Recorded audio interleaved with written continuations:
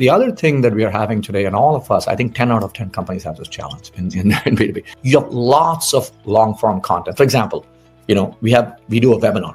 We do this great webinar with a customer or a prospect with a customer, endorsing capability, giving some thought leadership, explaining the problem that they have and how our solution and potentially how they have solved the problem, what's the lessons learned, etc. Very valuable information.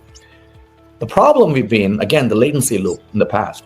You have that, and how do you take that and how do you create snippets of thin sliced, snackable content, whether that's a blog, whether that's a shorter form video, whether that's something to arm the sales team, etc. Right? There's a long latency loop in organizations for that.